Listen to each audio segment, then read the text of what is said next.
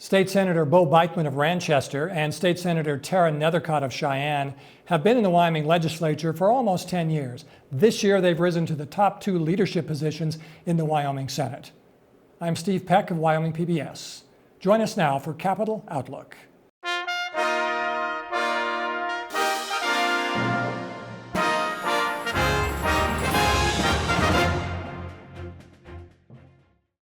This program is brought to you in part by Wyoming Humanities, enhancing the Wyoming narrative to promote engaged communities with grants and programs across Wyoming for more than 50 years. Proud to support Wyoming PBS. And by the members of Wyoming PBS. Thank you for your support. Welcome to Capitol Outlook. We're here in Cheyenne today at the Wyoming Capitol, joined by Senator Bo Biteman, Senate District 21, that's Sheridan County, and State Senator Tara Nethercott of Cheyenne, Senate District 4. Senator Biteman, you're the Senate President. Senator Nethercott, you're the Majority Floor Leader. Senator Biteman, what is the Senate President? It's the equivalent of the Speaker of the House, generally? Yeah. Senate President is in charge of the day-to-day operations of the Senate. Helping to coordinate the activities of the Senate in conjunction with the Majority Leader and my Vice President. We have a great leadership team, and we all work together on making sure that the Senate's running smoothly. Concur with that. What's the Majority Floor Leader's specified task? Well, I like to say that the specified task is making sure the trains run on time. And so what that means is I'm the logistics coordinator, so I make sure we are scheduled on time, we have appropriate bills to hear, that we have the work to do, the work is getting done. I assign the bills for the day, make sure everyone feels comfortable with the work assignments and how things are going to be distributed, and we're ready to do the people's work. So is that the pink sheet? The purple sheet? Green sheet. Green sheet this year. Yes. Thank you. Okay, good. I've seen that once in a while. It's highly guarded from us media types. And the trains are running on time, Steve. I want you to know. We're a little more than a week into the session. In terms of at least of the logistics of things, so far so good? So far so great. Good. It's far surpassed my expectations for all of us being new to leadership. I think we've hit the ground running. We have a great relationship with each other, and we work very well together, and I think we've been able to really get to work. Now, I might ask you a little bit more about this later, and we did talk about it with Speaker Nyman last week. You two have both been in the Senate for a while. What was your first year of election? I got elected in 2016. Same with Tara. So you're going on a decade now. That helps, I presume? Old. Yes, it does. When you were able to observe 2 or 3 different people in the chairs that you have now, and kind of got the hang of how you'd like to do it, what you'd like to emulate, so forth. On the House side, there's quite a bit been made of the fact that there's a lot of new faces, number one, based on the last election. And the Speaker, for example, and he spoke about this very frankly, he was just elected and took office in 2021. He's already in the Speaker's chair. Is it a much more complicated job, I presume, than what you had before? Are there things that you can't do anymore that you used to do that maybe you wish you still could, or just acknowledge that you can't? Well, spending time on personal bills is almost impossible. I'm currently scrambling to try to get a couple bills I've been working on all interim finished and ready to be introduced before the deadline, but I'm trying to get everybody else's bills out first and making sure everybody's all the committees are running on time and they have enough bills to get going. So that's probably the biggest thing, not being able to really go to too many committee meetings, if any. Do you still serve on a committee or two? No, I don't. You don't? No. So is there a rule that says you couldn't, or it's just... it's just custom, and for good reason. Yeah. I was here 14 hours yesterday, and I felt like I was cutting myself short by leaving when I did. I mean, I could stay here all day and still not get everything done that needs to get done on a daily basis. So, yeah, I think personal bills are suffering, but other than that, no, it's been great. It's been great. Now, Senator Nethercott, you told me right before we came on the air that you have half dozen bills or more that you've sponsored. That's correct. I'm sponsoring my full load that a senator can. Senators are limited by our own rules to only 7 bills in a full general session. And so That is what I have chosen to sponsor, which is a heavy lift, but the people's work needs to get done. And so some of the bills are more complicated than others that I've been able to get published and start working on. I'm excited about those. But as a former chairman of the Judiciary Committee and the Appropriations Committee, I'm used to a heavy and high workload. So I've learned how to facilitate that workload with a heavy committee schedule. And I'll add too, I mean, I thought I'd have to beg Tara to get on minerals. I wanted her to serve on a committee as well because I mean, she's fantastic legislator, right? So she's a workhorse on committees. She's been a chairman. So I really needed her on a committee as well, and I felt bad asking her, but she absolutely said yes, didn't give me any grief, and said, which one you want me on? So that's just kind of her nature, and we're so lucky to have her. So this is the third big committee for you in your tenure. Again, some people serve on the same committee for a long, long time. That hasn't been your path. How come? Well, I enjoy learning all the parts of the legislature and all the things affecting the state. And I like a challenge in learning new things and how to be of service in all those different areas. So I really appreciate the confidence given to me by President Biteman. I think it really demonstrates the type of leadership that he exhibits, which is delegating to others, letting others rise to the occasion, and creating an atmosphere of civility and leadership. We sort of have to do that in a way. The amount of material, I think what the average voter or viewer probably just can't really comprehend is how much material crosses your desk. Yeah. And you read every page of every bill, right? Yeah. I know I generally try to read all the bills. The level of detail which can be devoted to some of the bills, changes and varies. And then sometimes you just don't have the expertise to be able to evaluate what the bill states. And so you do have to rely on others within the chamber that do bring that expertise, which really is, I think, what's remarkable about a citizen legislature and seeing all the diversity of professions and experiences that come to the table. Yeah. And you learn throughout your years how to prioritize your time and not waste effort. I remember as a freshman, I was reading every bill, even Senate file. When I was in the House, my first term, I was reading all of them, Senate bills, House bills, stuff that never even got introduced or passed. So you learn to, like right now, all I'm solely focused on is Senate files. I haven't even looked at any House bills because you don't know which ones are going to come over. Right. You take the committee bills more seriously because those have been vetted, and you read those first and you start making your way out from there. But Tara's absolutely right. You read them all, but you trust, you have go-tos in every area, whether it's an ag bill, a corporations bill, you have your trusted advisors, your trusted legislators that have been there and done that you can rely on for quality information on bills.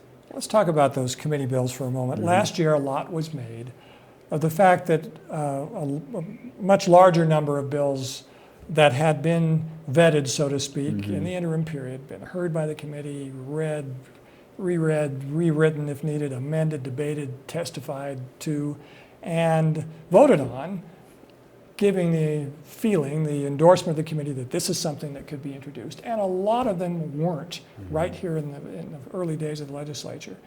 How did that go this year? Did more of those bills survive? Was that a difficult day? This would have happened last week. Well, in the Senate, those bills are being worked and are being heard just as the process is intended, to respect the work of the interim, to respect the work of a joint committee made of both House and Senate members who've spent time, heard from the subject matter experts, the stakeholders, and the communities, and have really built a product to bring to the full legislature, to the full Senate. So we are hearing those bills. Most of them are making their way through. Some of them are not after debate and consideration. But none of them are being summarily dismissed. And I think that's a very important distinguishing feature of how the Senate may not be passing some of those committee bills, but only after debate and full fair hearings, both either in committee again or on the Senate floor. And and that's how the legislative process is intended to work. Yeah, and I would say, maybe the last time it was a budget session and it takes a 2/3 threshold. And so some of the bills the committees took up were maybe more controversial than they usually are. Usually they're cleanup bills that are pretty mundane and under the radar. They're just kind of simple bills. So if you adding more controversial matters plus the 2/3 vote, you're going to lose a lot more committee bills, right? So there's that to be taken into account as well. And meaning that in the budget session, which is shorter. Yes. And And so strictly this year- speaking, you're not supposed to have anything that isn't a budget bill unless a lot of people are behind it. Yeah. We're hearing the sort of bills now that typically you wouldn't, might not have time to hear, at least in the budget session. And it's twice as long. Yeah. I don't want to dwell on this subject. Well, maybe one more question about experience versus newcomer. Everyone's a newcomer to the legislature at some point. Yeah. You two both were. What do you remember about those days, or is there something you wish you'd known then, looking back, that you didn't, or that you could impart to someone who's a newcomer now? What I remember was just how terrified I was when I first got here. It was overwhelming. If my analogy, since I'm a sports guy, it's like you're going from single A to the majors, and that's how fast the game is, and it takes a while for the game to slow down, so to speak. So you probably by the end of your freshman year, going into your second year, things finally start to slow down a little bit, and you kind of get into a groove and a rhythm. It's just part of the process, and that to me stands out the most. Doing these interviews, I was really was a terrifying thing. Never doing TV before, but now it's getting easier the more you do it, and stuff like that. But as far as what I wish I would have known, I don't know. I mean, you got to learn by trial and error, and Jump in the pool. jump in the deep end, sink or swim. How about you, Senator Nethercott? Not everybody agrees that you have a good idea. Yeah. Sometimes that can be difficult when you think you have a simple, good idea. And without relationships and trust and a lot of conversation, getting those good ideas across takes a little bit of effort. So my first year, I sponsored a couple simple pieces of legislation, passed them out of the Senate, of course my chamber where I had made relationships and had support, and they failed in the House.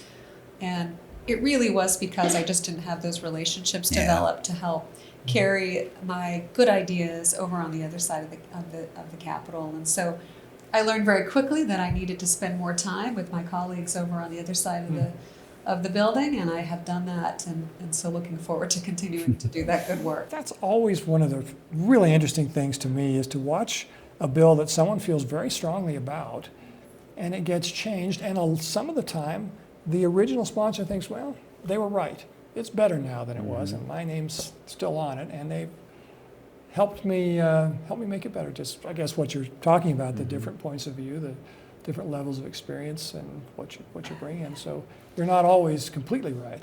Right, and being able to handle criticism and rejection. You're gonna lose more than you win in this building, that's for sure.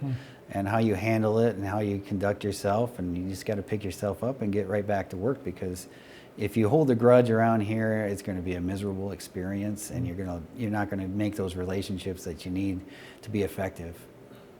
What were some issues coming out of the interim, heading into the session, that you felt were particularly important to either one of you, Senator Nethercott? My primary concern for the legislature this year was to create cohesiveness and to make sure that the Senate maintained its reputation of the upper chamber of leading with civility and thoughtful, measured lawmaking, where we were united as a Senate and could debate with civility and really understand the issues of our constituents. And so not necessarily a single policy issue was my priority, but really creating a leadership team with Senator Biteman, Senator Salazar, in order to lead the Senate to make sure there was an environment and an atmosphere for good policy. Yeah, I'll agree with that. I mean, that was definitely at the forefront for all of us when we left. It was a rough couple of years. It makes it a less enjoyable place to work when things aren't going smoothly and as you think they should. So that was on our minds, and then obviously from policy, property taxes. We didn't get everything we wanted on property taxes. The governor vetoed our bill, and we were kind of forced to go back to the drawing board on the revenue committee during the interim to go back to work on that. So that was something we heard about throughout the summer and into the fall.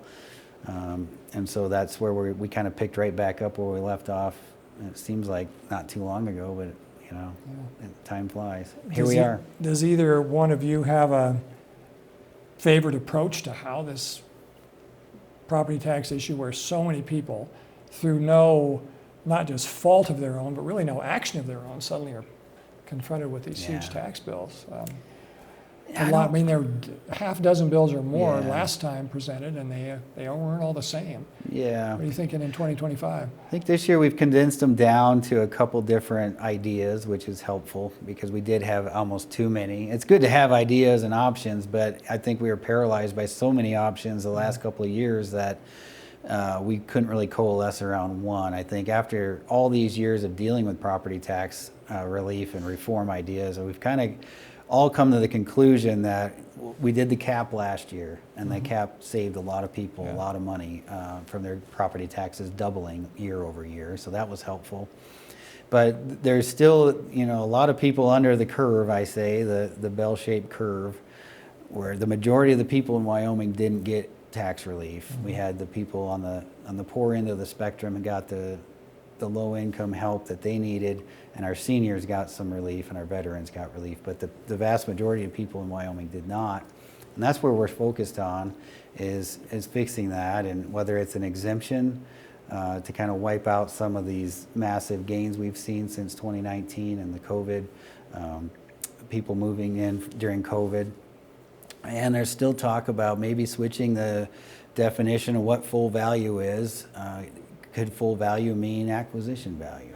That's still on the table. So there's options out there, but they're more narrowed than they used to be. And we're still addressing other issues on the tax front, whether it's personal property taxes and giving relief to small businesses.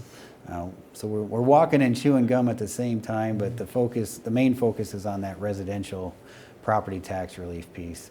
The entire legislature is pretty committed to providing some long-term solutions to the property tax challenge that we experienced. And so we provided immediate relief, but not necessarily a long-term solution to understand how to prevent those incredible swings that the people of Wyoming experienced. So we are all committed to that.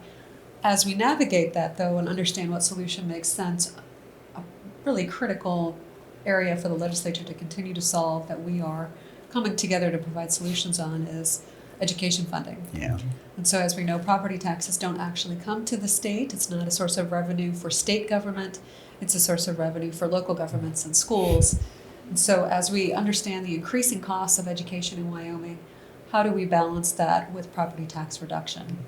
So the individual clamoring for it, I just can't pay so much property tax, but then 2 years later, what do you mean my school bus doesn't run here anymore? Right. It's and fire districts fire as well. districts, It's all local. The policy is a state policy. We enact laws that affect the entire state, whether it's the rate at 9.5%, or whether it's exemptions that affect everybody. So we set the policy, but it does affect the local districts.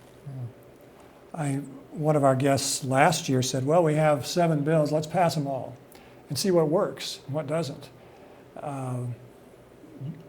That didn't happen, and I didn't hear either one of you advocating something like that, but it does show there are lots and lots of different ideas. Hard to know which one's going to work.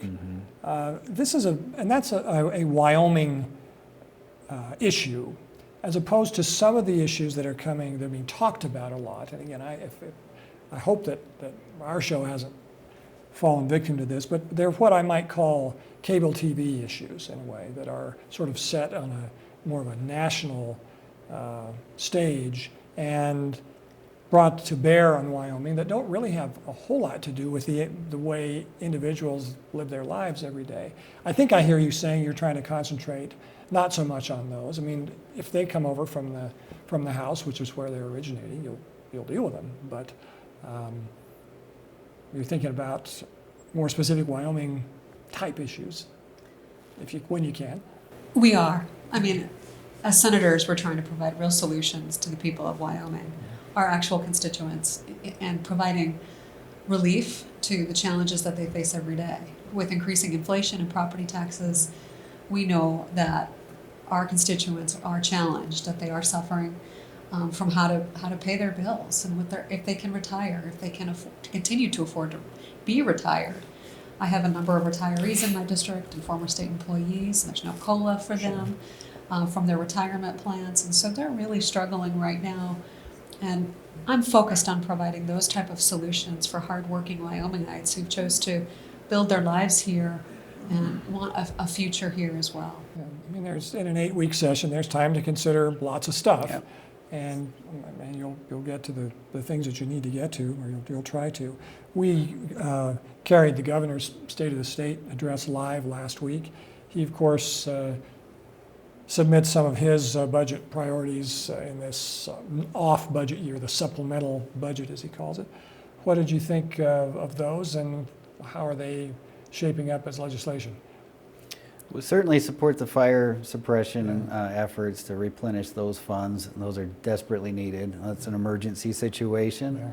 Yeah. We're looking at his other requests. I know our appropriations committee is meeting as we speak. They're working diligently on hammering out some sort of a compromise on what's what within the supplemental budget. And so it's a little premature to make a final declaration on where we stand on that, because we have to respect the will of the body and the will of the committee, and so I don't want to necessarily get out ahead of the body on that. But general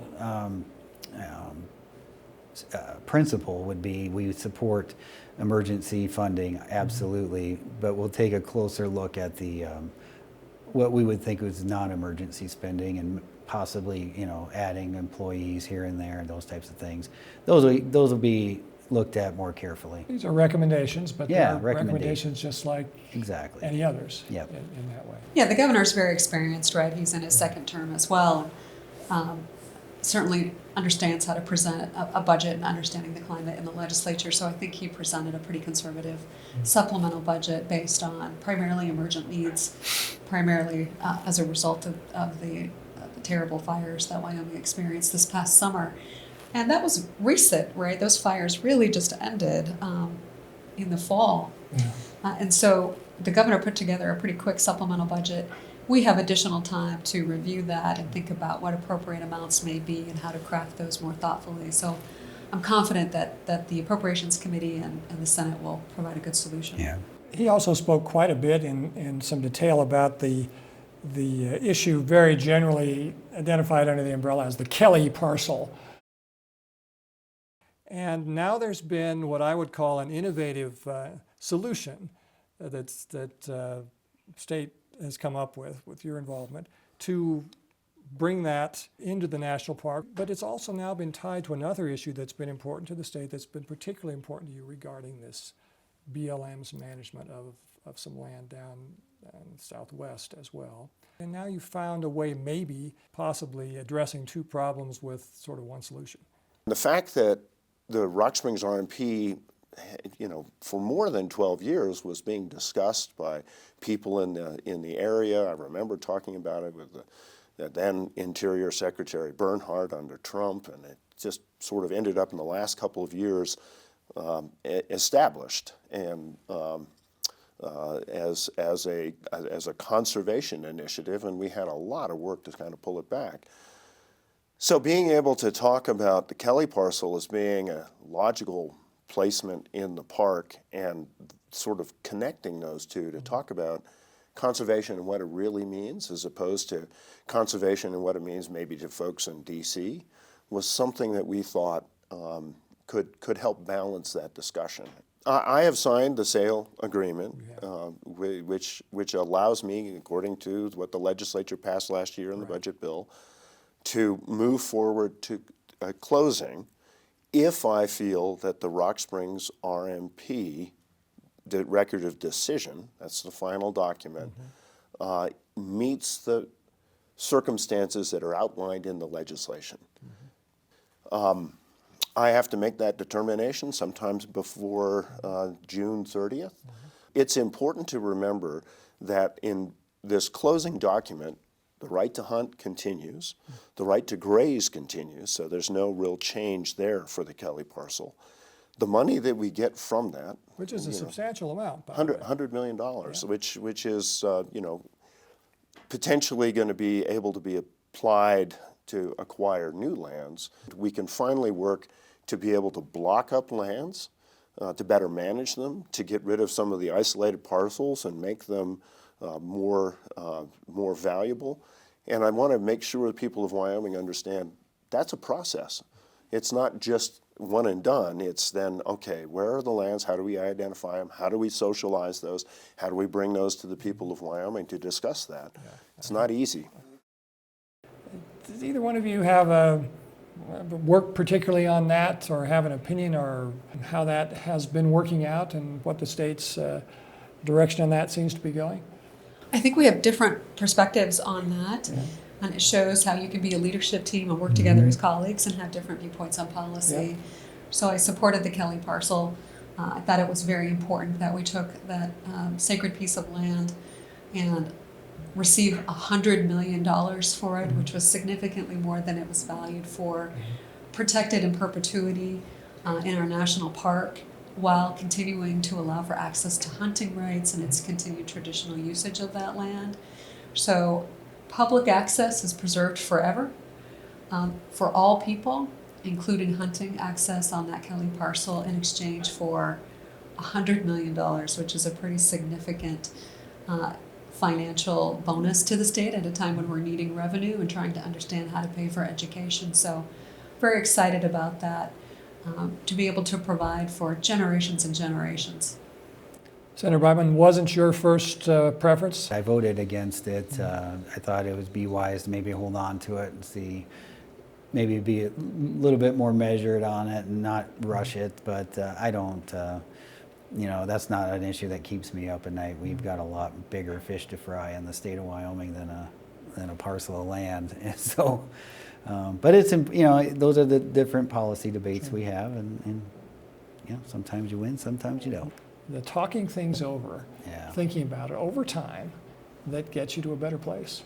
Absolutely. Okay? That's right. And that's what we're trying to get back in the Senate, is that deliberative civility, calmness, steadiness that the Senate's been known for. And that's my goal as president, is to kind of just guide with a steady hand and allow the debate to happen, allow everybody's voice to be heard, and that's the best thing I can do to facilitate good quality work. Yeah. Voters will be more confident, you'd think, in the outcome if that happens. Senator Nethercott, Majority Floor Leader, Senator Biteman, Senate President, good luck with the long session to come. We're just in the second week. There's quite a bit more after this. Maybe we'll talk to you again at some point, but for now, thanks for being with us on Capitol Outlook. Thank you very much. Thank you.